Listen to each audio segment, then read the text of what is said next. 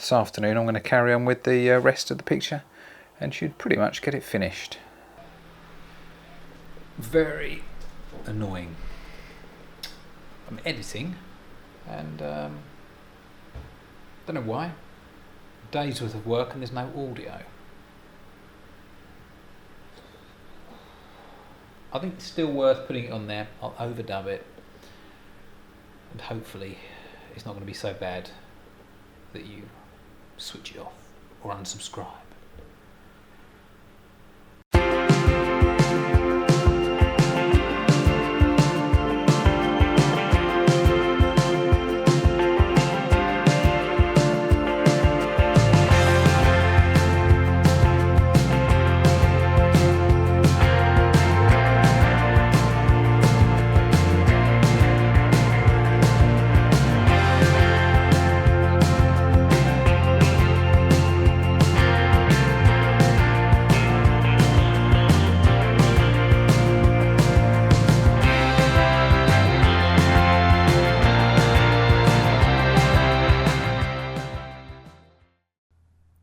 I've zipped straight to the more interesting bit here. I've put that darker shade in just under the tree there, and I'm always surprised when I see the edited video at the end just how dark everything looks. It's not that dark. Obviously you're just going to have to take my word for that, but it's a bit more of a brown than a black, that darker area under the tree. But I'm just putting in the ripples here now. Once again with my favourite brush, the rigger, and I'm just picking up. It's quite watery actually, the paint, and that's just titanium white. There's a bit of cerulean blue, and I think I put a little bit of black and a touch of sap green in that as well, but only a tiny little bit. I think what we've got here is it's not a shallow river, but there was quite a lot of weed and it was near the surface, so the water was kind of rushing over the top of the weeds, so it did disturb the surface a little bit. That's why you had a few more ripples, and they were quite unusual as well in a way. They weren't just straight horizontal lines. They were a little bit different, and that's what you can see. These ripples that I'm putting in here, the paint is quite runny really, and I've said this in the past, and I think the best description I can give you is it's like milk. It's about that consistency, but I'm picking it up. I'm trying to pick up a globule on the end of the brush, and so it's not going on super thin, and I'm having to pick up paint a bit more regularly because I do need thicker globules.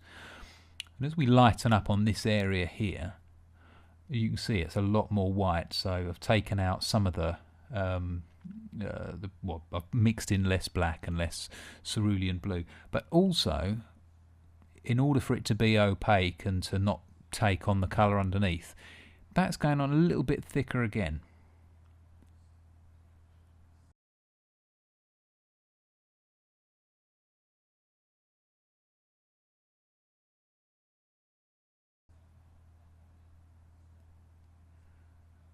And once again, same idea. There's no they're not orderly, these lines. They're just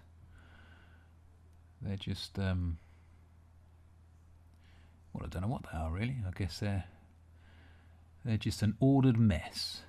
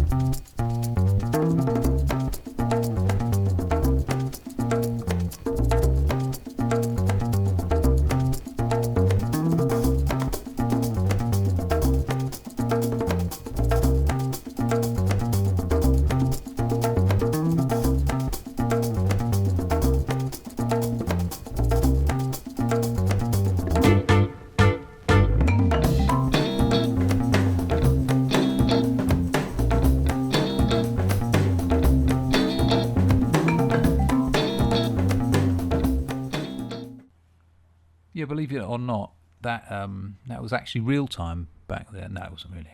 It wasn't real time. Yeah, this is obviously something that's just under the surface of the water here, perhaps just picking up a little bit of the weed, or maybe some of the sediment at the bottom of the water. But just a warm brown, burnt sienna. There's some, I think, cadmium orange I put in that. So moving over to the lighter part of the river now. You put some of the white goes into the darker section, so you've got those ripples there just going into the darker section, but you also have to have some of that darker section coming into where you have the sky reflection as well, and it just gives it a more of an even feel. This little area here, doing the really light highlights that you can see here. It's probably one of my favourite parts doing a river, because it's just a little something, and when you see at the end, when I zoom out here, it's just a something that just gives it that little edge, makes it look real. And you get that sometimes. It's just that, as you've got the top of the ripple there and the light is just catching it, and you get that brilliant white dot of brightness, and that's what I'm putting in here.